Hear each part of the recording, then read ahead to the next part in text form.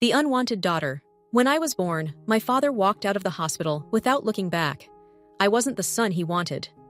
Years later, my stepfather treated me like a slave while spoiling his real children. They thought I'd stay broken forever. They were wrong. Now I'm the lawyer who makes men like them pay, and karma just brought my stepfather right to my courtroom. My name is Alicia, and I learned what rejection felt like before I could even speak. The day I was born should have been the happiest day of my mother's life. Instead, it became the day her marriage ended. My father had wanted a son, desperately, obsessively. He'd already picked out the name, Alexander. He'd painted the nursery blue. He'd told everyone at work he was having a boy. When the nurse told him, "It's a girl," he didn't smile. He didn't hold me. He looked at my mother with pure disgust and said, "I didn't sign up for this." 3 weeks later, he filed for divorce. The reason he gave the judge? Irreconcilable differences. The real reason? I had the wrong chromosomes. My mother raised me alone for 8 years. We lived in a small apartment, and money was always tight, but she loved me fiercely. She worked 2 jobs to keep food on our table, and never once made me feel like I was the reason her life was hard. Then she met Robert. Robert owned a farm about 30 miles outside of town. 200 acres of cornfields, a dozen cattle, and a big white farmhouse that looked like something from a storybook. He was tall, with rough hands and a gentle smile. When he looked at my mother, his whole face lit up. And at first, he was kind to me too. "You're going to love it on the farm, Alicia," he told me the day we moved in. "Plenty of space to run around, fresh air, a real home." For the first few months, it was perfect. I had my own room, bigger than any I'd ever had. I helped feed the chickens and collect eggs. Robert taught me how to ride the old mare named Biscuit. My mother was happy, truly happy, for the first time since I could remember. Then she got pregnant. When my mother told me I was going to have a little brother, I was excited. I'd always wanted a sibling. I imagined teaching him things, playing with him, protecting him. 9 months later, my half-brother Tyler was born. Robert cried when he held him, actual tears of joy streaming down his weathered face. "My son," he whispered over and over. "My boy." Something shifted that day. It was subtle at first, small things I tried to ignore. Robert stopped asking about my day at school. He didn't offer to help with my homework anymore. When Tyler cried, everything else stopped mattering. 2 years later, my mother had another son, Mason. And that's when I became invisible. By the time I was 13, I wasn't Alicia anymore. I was the free labor, the built-in babysitter, the problem child from my mother's previous mistake. My day started at 5 in the morning, before my brothers even woke up. I'd feed the chickens, collect eggs, milk the cow, and help prepare breakfast. Robert would come down at 6:30, pour himself coffee, and grunt in my direction. Never a good morning, never a thank you.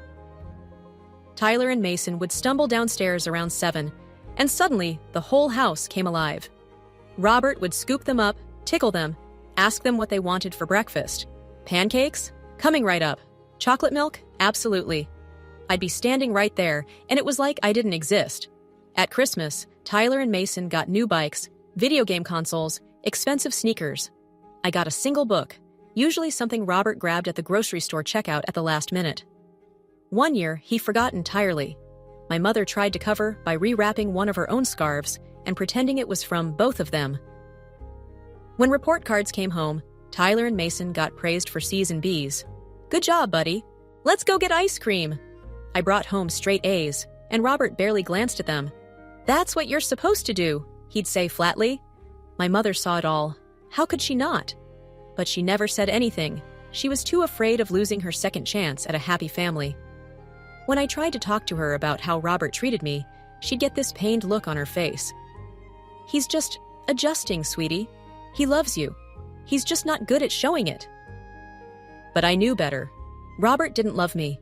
To him, I was a reminder, a living, breathing symbol of my mother's past. I wasn't his blood. I wasn't his responsibility. I was just there. By the time I was 16, I'd learned to make myself small. I did my chores without complaining. I stayed out of the way. I stopped expecting anything from anyone. But inside, something was building. Every unfair moment, every casual cruelty, every time my mother chose silence over standing up for me, it all collected in my chest like kindling, waiting for a spark. The day I turned 18 was the day everything changed. I received my passport in the mail. I'd been saving money from odd jobs around town and had applied in secret. When I held that small blue book in my hands, I felt something I hadn't felt in years: hope. That night, at what was supposed to be my birthday dinner, Robert made an announcement. "Tyler's been accepted to State University," he said, beaming with pride. "We're going to help him with tuition, housing, the whole deal. We want him to focus on his studies." Tyler was 17, a year younger than me. He had a 2.8 GPA and no clear idea what he wanted to study. I'd been accepted to the State Law Academy 3 months earlier with a full academic scholarship.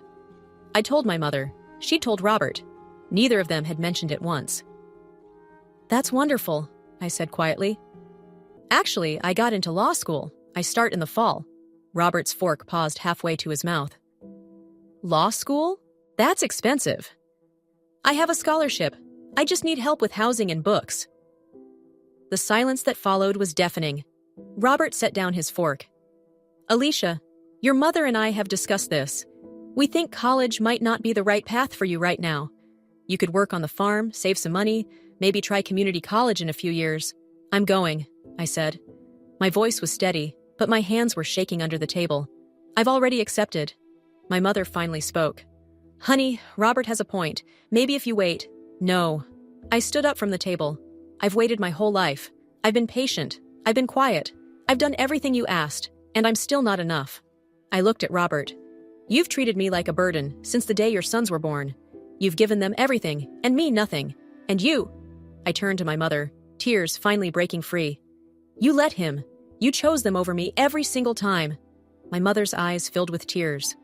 "That's not fair, Alicia." "You're right. It's not fair.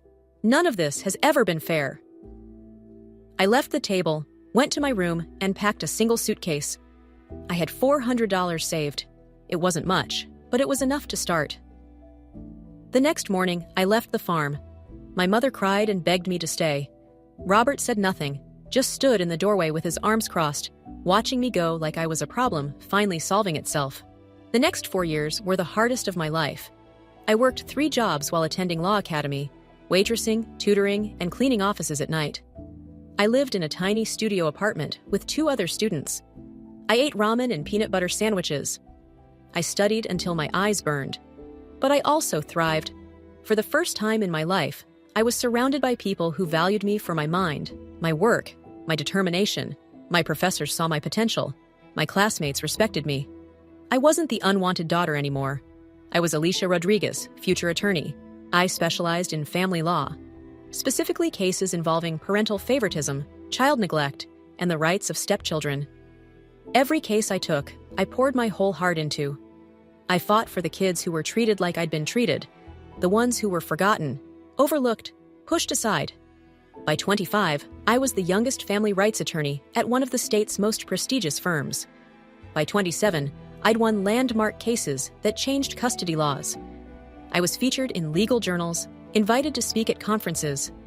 I'd built a life my 18-year-old self could barely have imagined, and I'd done it completely alone. My mother called occasionally. Awkward conversations where she talked about Tyler's job and Mason's new girlfriend and carefully avoided mentioning Robert or asking about my life in any meaningful way. I was polite but distant. I didn't hate them. I just didn't need them anymore. Then, one Tuesday morning, my assistant knocked on my office door. "Alicia, we have a new case. It's urgent. The client is asking specifically for you." She handed me the file. I opened it and felt my breath catch. The plaintiff was a 19-year-old girl named Emma Hartley. The defendant was her stepfather, being sued for 10 years of unpaid labor and emotional abuse on his farm. The stepfather's name was Robert Morrison. My Robert. My stepfather. I read through the case details with shaking hands. Emma's story was horrifyingly familiar. Her mother had married Robert 3 years after I left. Apparently, he and my mother had divorced. He'd treated Emma like a servant while spoiling his children from yet another relationship. He'd worked her like an adult farmhand while denying her basic rights and respect. Emma had finally found the courage to fight back, and she'd found my name through my published cases on stepchild rights. "Tell her I'll take the case," I said quietly. The trial took place 6 weeks later. I walked into that courtroom with 10 years of pain transformed into purpose. Robert sat at the defendant's table with his cheap lawyer, looking older and meaner than I remembered. When he saw me, his face went white. All rise for the Honorable Judge Matthews. The trial lasted 3 days. I presented Emma's case with surgical precision, documented evidence of labor law violations, testimonies from neighbors who'd witnessed the favoritism, psychological evaluations showing the trauma. Robert's lawyer tried to paint Emma as a troubled teen making false accusations. I destroyed every argument with facts, receipts, and ironclad legal precedent. On the 3rd day, I called Emma to the stand. "Emma, can you describe a typical day in the Morrison household?" She took a deep breath. "I'd wake up at 5 to feed the animals and start breakfast. Robert's kids, they'd sleep until 7, 8 sometimes. When they came down, everything was about them. What did they want to eat? What were their plans? I'd be standing right there, and it was like I was invisible." Her voice cracked. I handed her a tissue. "Take your time." As she spoke, I saw myself at 13, at 15, at 17. I saw every girl who'd ever been treated as less than because she wasn't blood, wasn't wanted, wasn't the right gender. When she finished, I had one more question. "Emma, why did you decide to fight back?" She looked directly at Robert. "Because I read about a lawyer who'd gone through the same thing. She was treated like a burden her whole childhood, and she used that pain to help people like me. She showed me that being unwanted doesn't mean you're worthless. Her name is Alicia Rodriguez." She looked at me. She showed me I deserved better. The courtroom was silent. I turned to Robert. For 10 years, I'd imagined this moment. What I'd say, how I'd make him feel the way he'd made me feel. But looking at him now, this bitter old man who'd wasted his chance to be a decent human being, I felt nothing but pity. "No further questions, Your Honor." The jury deliberated for 2 hours. They found Robert guilty on all counts: labor law violations, emotional abuse, and breach of parental duty. He was ordered to pay Emma $150,000 in damages and back wages, plus her college tuition. As the judge read the verdict, Robert's face crumpled. His lawyer patted his shoulder. His wife, his 3rd wife, sat in the gallery crying. Emma grabbed my hand and squeezed. "Thank you," she whispered. "Thank you for fighting for me." "No," I said, squeezing back. "Thank you for being brave enough to stand up." As we left the courtroom, I saw my mother standing in the hallway.